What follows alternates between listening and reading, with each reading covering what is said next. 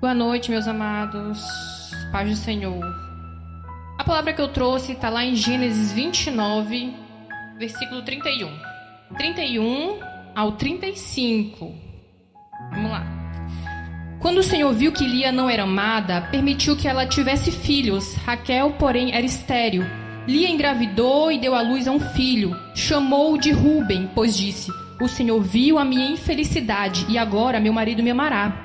Pouco tempo depois, Lia engravidou novamente e deu à luz a outro filho. Chamou-o de Simeão, pois disse: O Senhor viu que eu não era amada e me deu outro filho.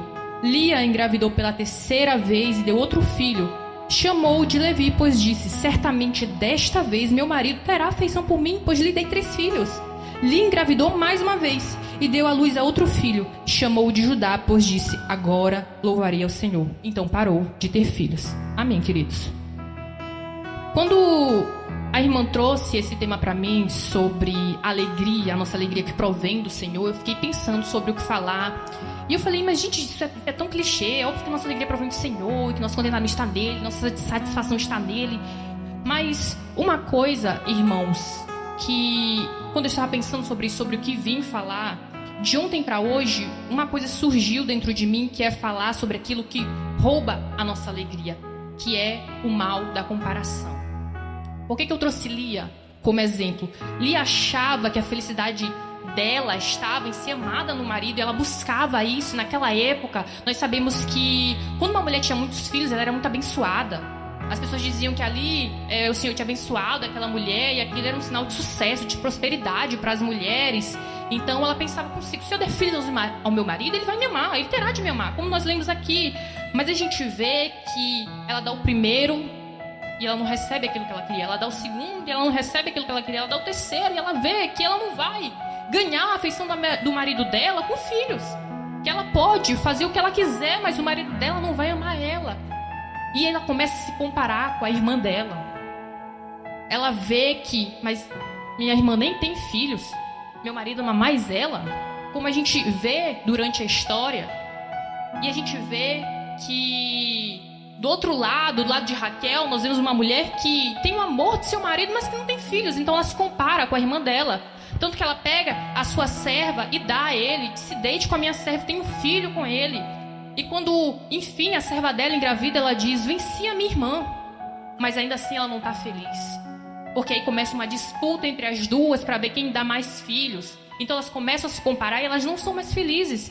A Bíblia diz que Raquel começa a reclamar com Jacó. E ele diz: por acaso eu sou Deus? Eu não posso fazer nada, minha filha. Você não tem filho. Então, a Bíblia diz que Deus se lembra de Raquel. Então abre a madre dela e ela tem 2 filhos. O que nós vemos nesse caso? Lia tem filhos, mas não tem o amor. Então ela se compara. Então por isso ela se torna infeliz. Raquel tem o amor, mas não tem filhos. Então ela se compara e ela se torna infeliz. Percebe que as duas têm uma coisa que a outra quer. E por isso elas começam a se comparar e trazer infelicidade, até que elas entendam que Raquel tem filhos, mas morre tendo o segundo filho. Ela nem consegue aproveitar a maternidade dela. E Lia, quando ela tem Judá, ela entende que o marido dela não vai amar ela pelas coisas que ela tem. E muitas vezes nós somos como Lia. Nós queremos buscar o nosso contentamento naquilo que nós vamos encontrar. Às vezes a gente bota ídolos no nosso coração, achando que aquilo é a alegria do nosso coração. Não, mas quando eu tiver um filho, não, mas quando eu tiver naquele emprego, não, mas quando eu tiver casado, não, mas quando eu tiver aquela casa, não, mas quando eu tiver aquele carro, quando eu comprar aquele telefone, quando eu tiver essa cara, quando eu tiver aquela roupa, quando eu tiver isso, aquilo outro. E a gente se enche de tanta coisa que quando a gente começa a obter essas coisas, a gente não está feliz. E a gente pergunta: será que está me faltando algo? Quantas pessoas desse mundo não são materialistas? Estamos vivendo num mundo de extremo consumo, onde as pessoas elas buscam as coisas para se preencher e elas não se preenchem. Nós podemos ver, quando a gente abre aqui a rede social, a gente que tem isso, a gente que tem aquilo, e as pessoas parecem que consomem cada vez mais, e elas nunca estão satisfeitas. Por vezes a gente se compara com aquela pessoa: fulano tem isso, fulano é feliz. Fulano fez isso? Não, o marido de fulano fez isso pra ela. Essa mulher tem muita sorte, meu marido não faz isso pra mim, meu marido me odeia. Dia das Mulheres, foi que dia, gente? Domingo, não foi? Te abre o Instagram, o que mais tem lá? Meu marido fez isso, meu marido fez aquilo. Meu marido não me odeia porque ele não me deu uma flor com um buquê de flor com 50 flores. Meu marido me odeia porque ele não fez o café da manhã pra mim. Mas o resto, os outros dias, poxa, teu marido tá ali contigo. Ele não te deu um buquê de flor, mas quando tu pede alguma coisa pra ele, ele vai e te ajuda. Não é uma pessoa que te trai, é uma pessoa que tá contigo. Às vezes, a gente se compara tanto com o modo como o outro se expressa, ou o modo como o outro expressa amor, que a gente começa a achar que a gente também não é amado, não é? E a gente às vezes se coloca num lugar de infelicidade. Vi muitos, gente, mas muitos vídeos de mulher dizendo: meu marido me odeia, não sei o quê, porque ele não me deu tantas flores, porque ele não fez isso, porque ele não fez aquilo. Porque elas se compararam. Às vezes você tem aquilo que você quer, mas por se comparar, você acaba perdendo de vista. Então, quando Lia, ela dedica a Judá, o filho dela, ao Senhor, o que ela ganha, gente? Ela, enfim, entendeu uma coisa: que a felicidade dela não estava no marido dela, estava no Senhor. Que ela foi rejeitada por Jacó, mas ela nunca foi rejeitada por Deus. E Judá foi escolhido entre as tribos, meus amados. De todas as 12 tribos, Judá foi o escolhido. É de lá que vem o nosso Salvador. Que isso quer dizer que quando dedicamos aquilo que nós tanto queremos ao Senhor, ela buscava ter o amor do marido dela através dos filhos dela, mas ela pegou o filho dela e dedicou ao Senhor. E o Senhor escolheu aquele filho para que viesse o nosso Salvador e Redentor. Lá em Provérbios 3, de 9 a 10, vai dizer a mesma coisa que vai dizer em Romanos 11, 16. Honre ao Senhor com todos os seus recursos e com os primeiros frutos de todas as suas plantações, e os seus celeiros ficarão plenamente cheios, e os seus barris transbordarão de vinhos. Lá em Romanos 11, 16 vai dizer a mesma coisa, ou seja, consagre ao Senhor tudo aquilo que para você é importante. Consagre ao Senhor as suas primícias, consagre ao Senhor você mesmo. Paulo nos chama a viver um culto racional, um sacrifício, entregar a nós mesmos ao Senhor, para que então possamos ter contentamento. Paulo vai dizer em Filipenses 4, do 11 ao 13, ele começa a dizer: eu sei o que é ter fome, eu sei o que é estar saciado. Ele começa a falar as adversidades da vida, e que ele estava no lado bom, mas agora ele está no lado ruim, e que com isso ele aprendeu a estar satisfeito. Como é que nós como é que nós podemos estar satisfeitos enquanto nós estamos na prisão? Enquanto a minha costas está toda dilacerada? Enquanto eu estou com sede, eu estou com fome, eu estou doente? Enquanto eu talvez não enxergue mais, não consiga nem andar por mim mesmo, como é que eu posso estar feliz nessa situação?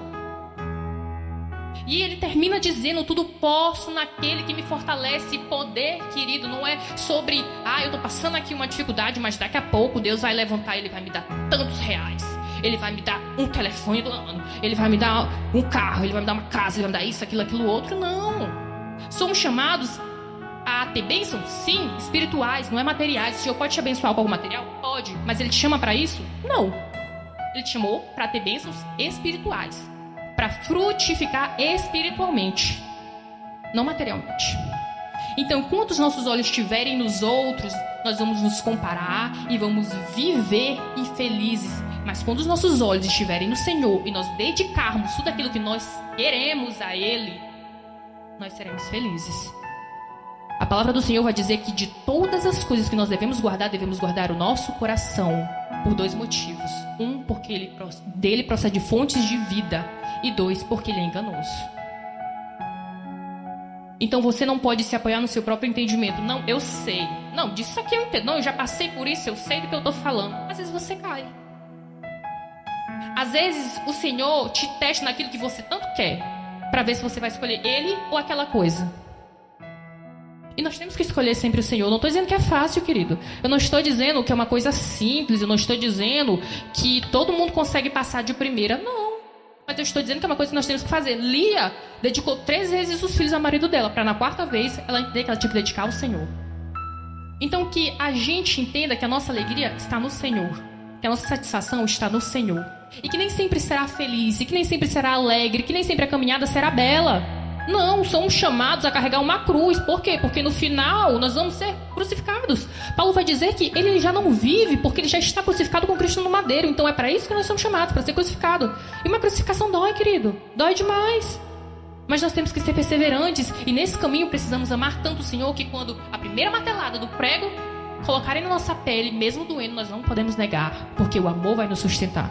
Porque os discípulos também sofreram coisas terríveis, mas não negaram, porque eles acharam a sua alegria no Senhor. A nossa satisfação, o nosso contentamento e a nossa completude está no Senhor. Todos nós temos lugares vazios dentro de nós, sim, porque é o Senhor que tem que preencher. Enquanto nós não entendemos isso, nós vamos buscar no mundo um zilhão de coisas, nós vamos continuar vazios, continuar pessoas fúteis e falhas, como nós vemos muito por aí. Somos chamados a ser humildes por um motivo. O Senhor é simples. É simples, nós devemos ser simples como o Senhor é. Ele nos convida a doar aquilo que nós temos. Se você tem 2 capas, doe uma. 2 odres, doe uma. Você não precisa de muito para servir o Senhor, e no pouco Ele te sustentará. Paulo vai dizer que quando ele está fraco é aí que ele está forte, porque a mão do Senhor o sustenta. Então vamos ser sustentados pelo Senhor, porque no momento certo Ele nos dará aquilo que nós tanto queremos. O Senhor, Ele não é um pai mau. Ele mesmo vai dizer: se o pai de vocês, que ama vocês, dá o que vocês querem, quanto mais o Senhor que está no céu não dará aquilo que nós tanto queremos. Por acaso Ele é um pai ruim? Não, querido. Ainda que aqueles que nós amamos e dizemos que estão conosco, ainda que eles nos neguem, o Senhor não nos negará. O Senhor nos convida a um vale de solidão para estar com Ele, mas é para conhecer Ele. Não é para você viver como se não houvesse ninguém. Jesus foi convidado para o deserto, mas lá o Senhor o sustentou. E no fim, mandou anjos para alimentar Ele. O mesmo acontecerá com você. Você será alimentado. Elias também houve um momento que ele se sentiu só, mas o Senhor foi lá e enviou a ele pão, enviou lá um anjo que o ajudasse, e depois se juntou a ele com outra pessoa para ajudá-lo na caminhada.